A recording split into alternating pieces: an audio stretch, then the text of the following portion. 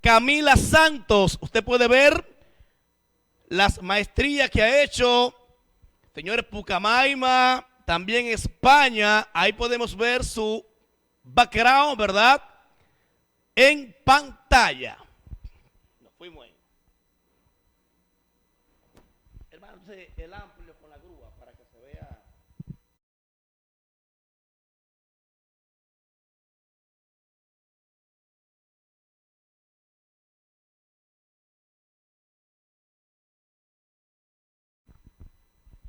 Bien, señor, aquí estamos en vivo ya con la doctora Camila Santos. Vamos a conversar hoy un tema importante, a tratar un tema importante e interesante. Miren esto, deterioro cognitivo y demencia en los adultos mayores. Doctora, mi amor, buenas tardes. Qué placer tenerla por acá hoy. Un viernes que es muy inusual en este programa hacerlo en vivo. Y por usted estamos acá. Entendíamos de que no podíamos desaprovechar su viaje a Santiago para que podamos compartir con tanta gente que sigue en este programa. Doctora, buenas tardes. Buenas tardes. Qué bien. Muchísimas gracias por la invitación y por abrirme sus puertas y recibirme aquí. Qué bueno. Un honor para mí, muy feliz pues de compartir aquí con todos ustedes. El placer es nuestro, doctora, de que esté acá compartiendo con nosotros en el día de hoy. Doctora, el tema que vamos a tratar a partir de este momento es algo muy especial, porque entiendo, es cuando ya comienzan las demencias, ¿verdad? En los adultos mayores es cuando la familia, el hijo, el hermano, el padre, si está vivo aún, tienen que darle más apoyo en ese momento. Pero la pregunta es, ¿qué es la demencia? Para que la gente pueda comenzar a entender a partir de este momento. Sí, claro.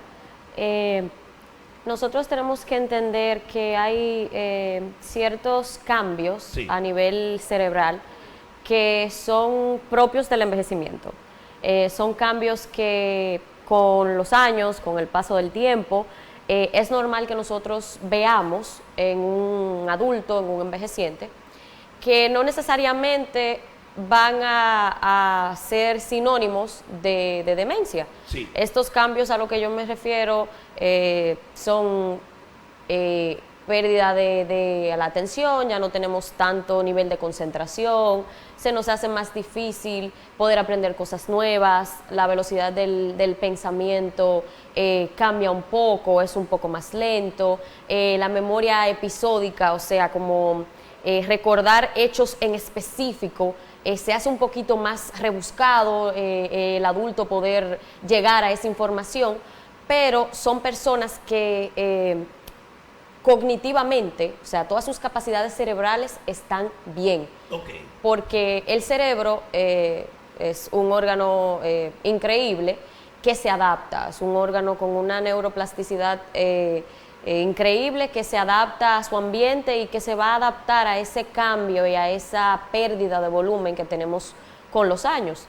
Entonces, es normal que cuando nos hacemos más viejos, pues seamos un poquito más lentos con ciertas cosas, pero no es normal que olvidemos quiénes somos, no es normal que olvidemos a nuestros familiares, no es normal que olvidemos cómo se realizan tareas básicas y cosas básicas que antes realizábamos. Sí. Entonces, nosotros conocemos como deterioro cognitivo esa discapacidad que presentan no solamente los ancianos, pero sí es más común verlo ya en los adultos mayores, porque la edad es un factor de riesgo importante, pero sí esa discapacidad funcional, cognitiva, a nivel de las funciones cerebrales superiores, que se van afectando con el tiempo. Las personas van perdiendo poco a poco ciertas capacidades y ciertas destrezas que en última instancia, ya en etapas más severas, pues van incluso hasta hacer que el paciente hasta deje de recordar quién es, o sea, se pierde el yo. Doctora, no es sinónimo de preocupación, porque acabas de decir que es algo normal en los adultos mayores, de comenzar a tardar para recordar cualquier tema que estén tratando en ese momento. Si la persona, por ejemplo, hay un coloquio entre sus familiares, es decir, un ejemplo, que esa persona comience a tardar para responder o recordar episodios, como dijiste hace unos minutos, cosas que manejamos a diario y que ya en la edad, cuando vamos avanzando en edad, comienza el cerebro a mermar en los pensamientos y todo esto. La pregunta es, cuando la familia, los hijos, en este caso, la esposa, familiares cercanos, comienzan a ver a su pariente en esta etapa de su vida, hay personas que se preocupan y se entristecen por ver a su papá, a su amigo, a su primo, a su tío, en esa burbuja que tarda para recordar algunos temas y eso. Usted dice que es algo normal, que no es de preocupación. Mira, Okay. Es normal, como dije, que se te tome un poquito más, que se le tome un poquito más aprender ciertas cosas y que se le haga un poquito más recordar ciertas cosas, pero no es lo mismo el no recordarlas o el no poder aprenderlas. Ahí se debe ver. Claro, ahí debe de haber preocupación. Cuando, por ejemplo, tú llegaste donde tu papá, donde tu mamá, y llegaste, lo saludaste, y a los 5 minutos te vuelve a ver y te vuelve a saludar otra vez porque ya no recuerda que te saludó y que te vio. Eso no es normal. No es normal. No es ahí normal. Estamos hablando de un deterioro, de que hay algo a nivel cerebral que debemos de investigar y debemos de estudiar. Sí, bien. Entonces, doctora, podemos más o menos mencionar si es ético o es posible, a partir de qué edad en el ser humano comenzamos con ese deterioro para rescatar cosas, para recordar cosas.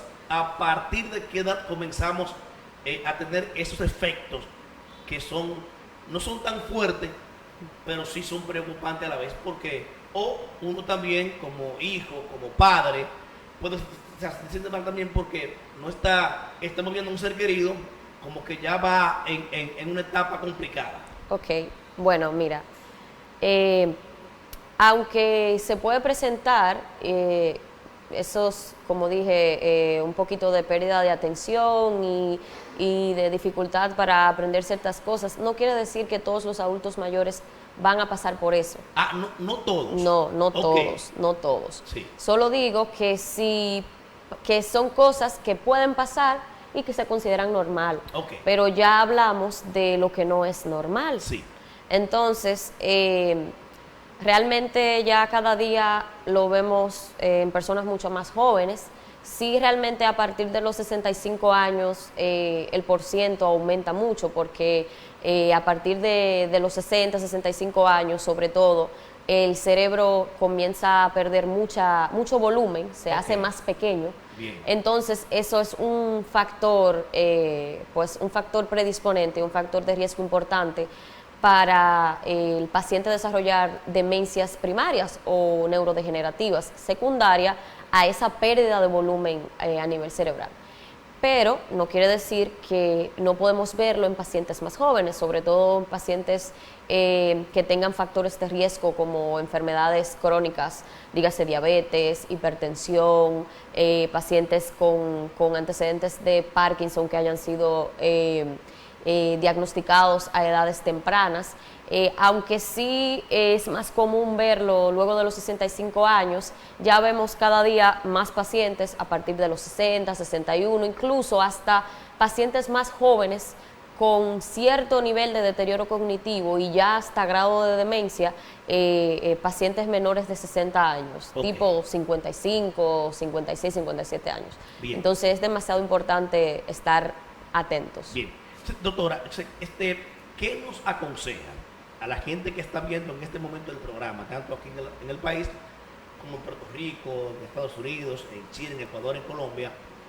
¿Qué debemos hacer cuando comenzamos a ver ese proceso en nuestros parientes, en nuestros padres, nuestra madre, nuestras tías y eso, cuando comienzan a tardar para recordar casos, ¿qué debemos hacer? ¿Debemos de inmediato tomar una cartera, tomar un seguro o arrancar por una clínica, llamar a su médico de cabecera? ¿Hay que hacer eso o eso se deja tranquilo porque no es tan preocupante? ¿Cómo podemos manejar la situación cuando nos toca a nosotros? Bueno, normalmente cuando nosotros como familiares nos damos cuenta que nuestros adultos mayores ya están sufriendo por pérdidas episódicas de memoria o de atención, o que dejan la estufa encendida y no se acuerdan, no saben si, se preocupan porque no saben si dejaron las llaves en la casa o cerraron la puerta, no recuerdan si te vieron, si te saludaron, repiten mucho lo mismo, etcétera, etcétera. Normalmente cuando ya eso le preocupa al familiar, es porque es algo que tiene un tiempo sucediendo. Okay. Normalmente, o sea, no digo que sea la regla. Que el familiar, por ejemplo, no se da cuenta al instante, ¿no? Muchas veces no, muchas veces no. Hay algunos que tal vez sí. Como que lo dejamos pasar. Exacto. Bien. Hay algunos que tal vez sí, porque están más pendientes. Otros lo dejan pasar porque entienden que es algo propio de que ya papá tiene 80 años, de que ya papá está envejeciendo, es parte de su proceso normal de envejecer, pero no es así. Hay que tomar atención. Sí. Desde el primer momento que usted ya se dio cuenta que hay un problema. Claro, desde el primer momento que tú notas que hay algún cambio en el comportamiento o algún cambio en la memoria, que te llame, como que te prenda el bombillito, que te haga ruido, como dicen, hay que tenerlo pendiente y tenerlo en cuenta, porque nosotros muchas veces, incluso hasta el mismo personal de salud y la población en general, asocian la demencia con envejecimiento, y no es así. Hay un término... Son cosas muy diferentes. Sí, hay un término que se... La demencia es una enfermedad. Es una enfermedad, exactamente. Envejecer es normal. Algo normal, exactamente. Soy muy duro. A usted le dijo, doctora Christopher, que soy muy duro. Él le dijo algo. Sí, claro. Entonces,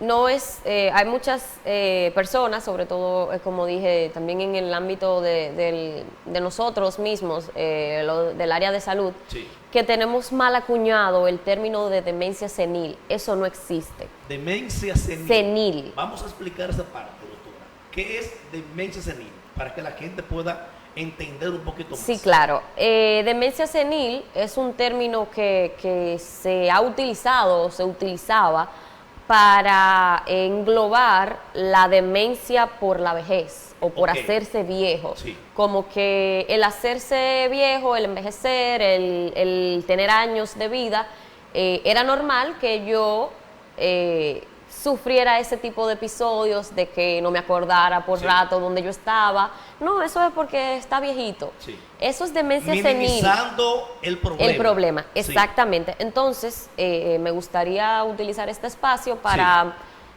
aclarar que ese término no existe. Doctor, un segundo. Atención país, como dice mi hermano Tolentino. Atención país. Escuchemos a la doctora en este momento en el programa de mayor audiencia en toda la República Dominicana, Puerto Rico y Estados Unidos. No es lo mismo, no es igual. Escuchen lo que la doctora, que es bellísima, le va a decir a usted en este momento, que son cosas muy, muy diferentes a partir de este instante.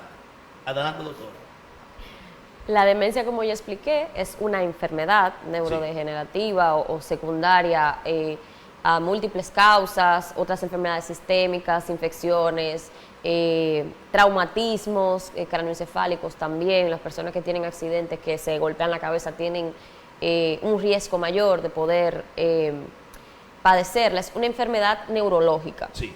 Mientras que envejecer es un proceso orgánico, natural, que todos vamos a pasar por ahí. Entonces, el término demencia senil, eso no existe. No existe la demencia secundaria al envejecimiento. Existe la demencia como patología, ya sea primaria, ya sea secundaria, como expliqué, pero no, no me asocien, no tratemos de llevar a casa en el día de hoy que envejecimiento no es sinónimo de perder las facultades neurológicas. Sí. Bien. Doctora, ¿puede una persona, un ser humano, nacer con demencia? Bueno, nacer, si nace con incapacidad, si nace con alguna incapacidad a nivel cerebral, sería un síndrome o un trastorno neurodegenerativo, Okay. no demencia. Es imposible que un ser humano nazca con demencia al nacer, no. Es que eso es ya una patología que se da cuando tú aprendes y estás... Cuando el cerebro se desarrolla. Exacto, cuando el cerebro se desarrolla de una manera adecuada y ya luego, en una etapa más adelante de la vida, sí, pues el cerebro va perdiendo las funciones que ya había aprendido. Perfecto, doctora. Yo he visto casos y yo quiero de que estamos acá para transmitirle y con un tema tan interesante para nuestros parientes, ya envejecientes. Doctora, yo he visto casos que sin saber tal vez el hijo, el hermano, un primo, un compadre, la esposa o el esposo, en este caso, es decir, sin saber que hay un problema, doctora, de demencia, y vemos de que esa persona está como rebuscando y tarda, le hablan mal a esa persona, pero no saben cuál es el problema en sí que está pasando con su pariente. Le hablan mal, le hablan fuerte, le hablan de una forma despectiva. ¿Qué puede provocar, doctora, sin tal vez ese pariente saber de que su papá, su tío, su hermano, su esposa, su esposo están pasando ya por un problema de demencia y sin saberlo le hablan mal, le gritan, lo ofenden? ¿Qué puede desencadenar, doctora, con ese paciente sin saber lo que está pasando, este tipo de comportamientos de sus parientes? Bueno, primero que todo, ese tipo de cosas hacia el adulto mayor, pues son considerados abusos Sí. psicológicos en este caso, por el hablarle mal, por el presionarlos y ese tipo de cosas, cuando realmente esas cosas no lo hacen por que estén conscientes Sí. de. Dependiendo del grado de deterioro cognitivo, el grado de la enfermedad que tenga, el avance de la enfermedad que tenga, pues el paciente puede notarlo, puede deprimirse, ¿Sí? el paciente puede desarrollar una depresión, un trastorno del ánimo, porque mis familiares piensan que yo no sirvo, mis familiares piensan que ya yo soy inútil. Entonces son procesos que ya juntándose con los mismos procesos naturales del envejecimiento, de que ya nos hacemos más lentos, de que ya viene la jubilación, de que yo me siento que dependo de mis familiares y que ya no me siento tan funcional. Entonces son causas importantes de depresión en el adulto mayor. Bien. Ya en los pacientes que tienen un nivel más severo, realmente no se dan cuenta. Ok. Doctora, ahí mismo quiero hacer énfasis en esa parte. Cuando un adulto mayor se ve como que ya tiene problemas para recordar cosas, temas, episodios, es cuando el pariente más cercano debe llevarlo a un médico para evitar ese tipo de cosas que le mencioné hace unos minutos, de hablarle mal, de ofenderlo, de maltratarlo, hasta físicamente, porque no sabe en qué circunstancias está su pariente. Hasta lo maltratan físicamente, como dije. Doctora, cuando estas cosas pasan y los familiares no se percatan y no hacen la diligencia que tienen que hacer en ese momento, Esto puede provocar también, doctora, que ese paciente, al ver sus familiares, tratarlo despectivamente, puede llegar hasta el suicidio. Claro, definitivamente, claro que sí. Cuando secundario a todos estos maltratos, como ya mencionábamos, si el paciente llega a un punto de depresión tan grande y tan fuerte que considera que la salida es quitarse la vida, pues sí, hay una tasa muy importante de suicidio en el adulto mayor secundario a la depresión.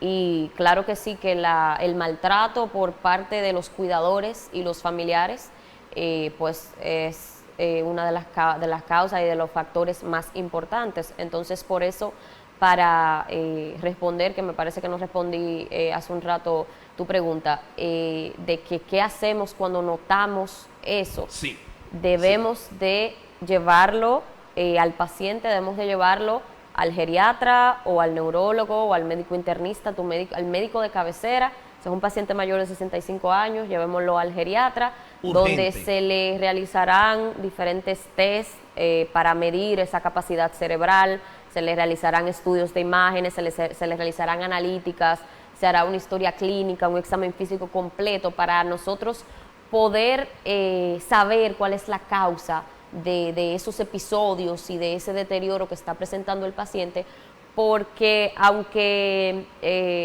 las demencias se pueden englobar como un grupo de patologías, hay diferentes causas y hay diferentes enfermedades en específico, siendo el Alzheimer la principal, sí, la que mayor tasa tiene, pero hay otras. Entonces, dependiendo de cuál sea y dependiendo del grado que el paciente esté en la enfermedad, pues nosotros podemos comenzar a medicar o podemos mandar a la casa con actividades, con terapias a nivel cognitivo-conductual para ayudar a que ese proceso no avance tan rápido, a que se vuelva un poquito más lento y el paciente pueda tener por mayor tiempo más funcionalidad y no pierda tanta reserva cerebral.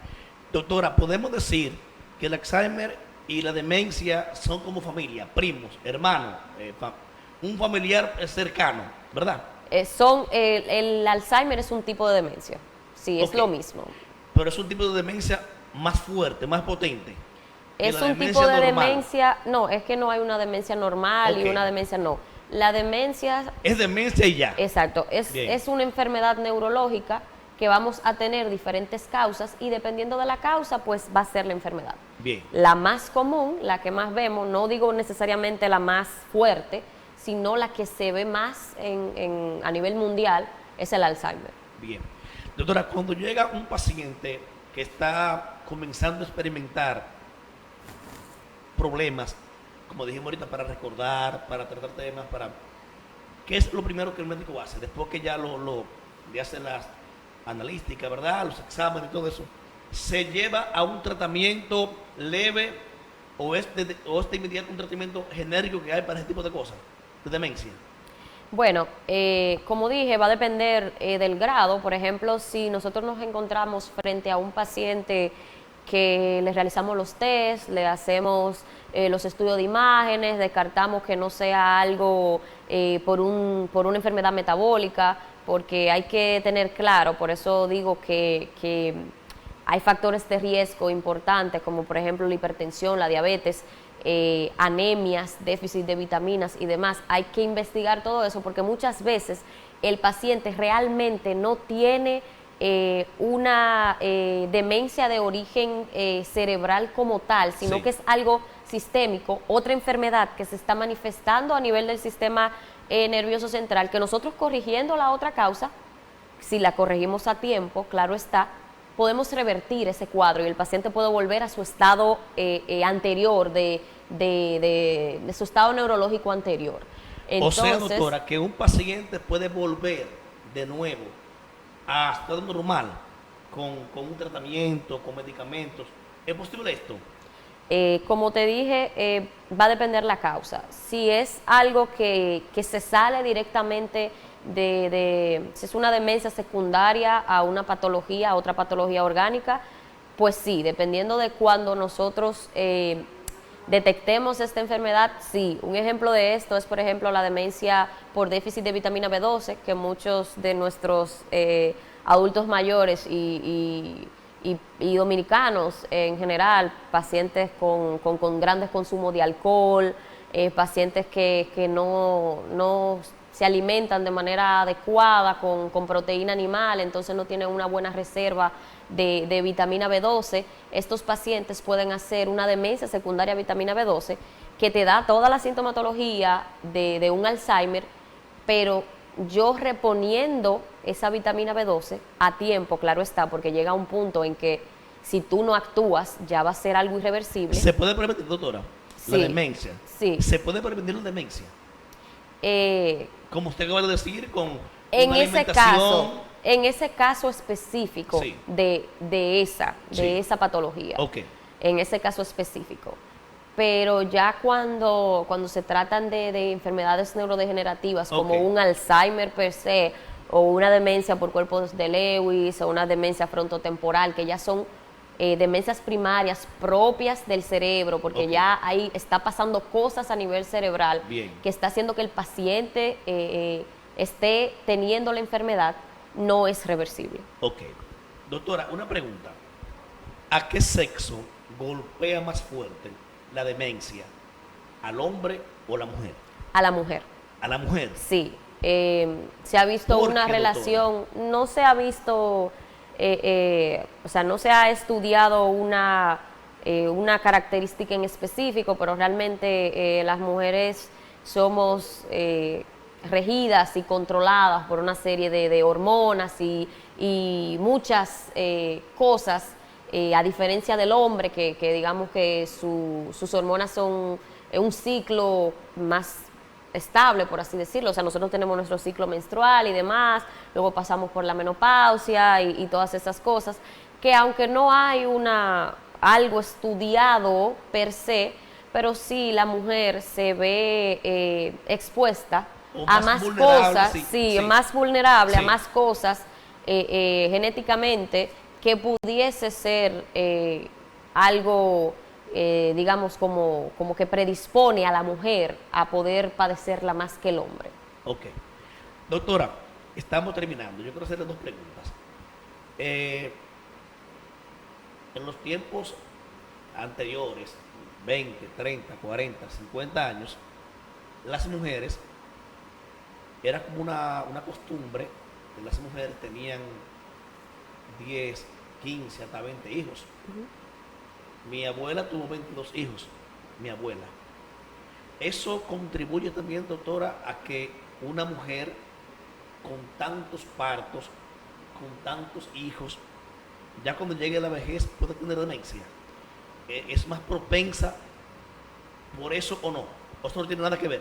Bueno, no se ha estudiado, o por lo menos no que yo tenga el conocimiento de que la cantidad de embarazos y la cantidad de partos o cesáreas se va relacionado con eso.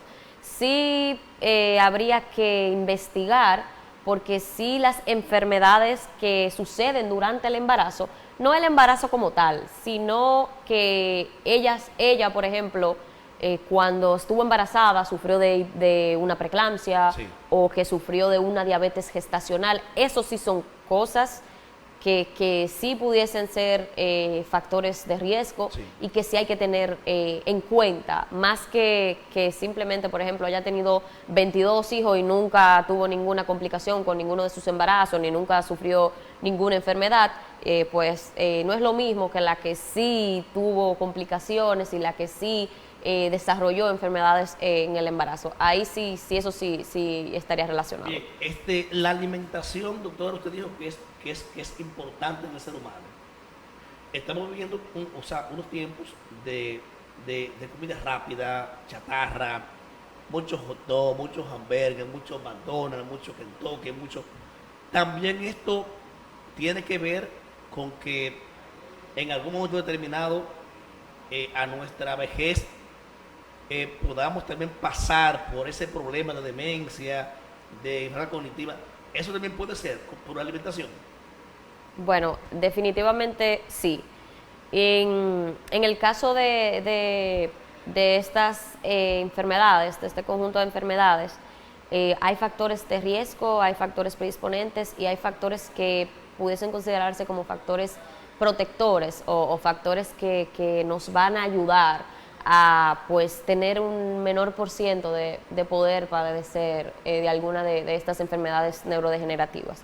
Dentro de los factores de riesgo, pues como ya hablamos, el sexo femenino tiene un factor añadido, es más vulnerable.